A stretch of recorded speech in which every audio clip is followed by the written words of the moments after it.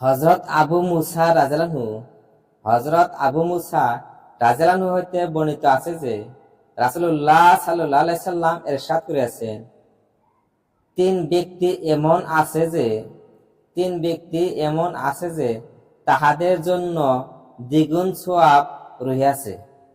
প্রথমত ওই ব্যক্তি ঈমান আনিয়াছে, আবার মুহাম্মদ সাল্লাল্লাহু আলাইহি সাল্লামের উপরও ঈমান আনিয়াছে। দ্বিতীয়ত ওই কৃতদাসী যে আল্লাহ তাআলার হক সমূহ আদায় করিয়াছে এবং আপন মুনিবের হক সমূহ আদায় করিয়াছে। তৃতীয়ত ওই ব্যক্তি যাহার কোনো কৃতদাসী থাকে আর সে তাহাকে উত্তম আদব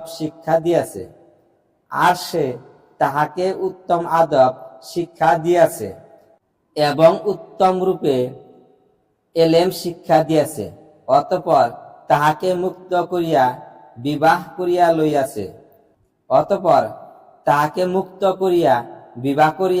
লইয়াছে, তাহার জন্য দ্বিগুণ সওয়াব। এই হাদিসের উদ্দেশ্য হইল ওই সকল লোকের আমলনামায় অন্যদের তুলনায় প্রত্যেক আমলের সওয়াব দ্বিগুণ লেখা হইবে। যেমন দৃষ্টান্তস্বরূপ অন্য কোন ব্যক্তি নামাজ পড়লে 10 গুণ সওয়াব পাইবে, আর এই আমলই উক্ত তিন প্রকার লোকদের মধ্যে হইতে কেহ করিলে 20 গুণ সওয়াব পাইবে।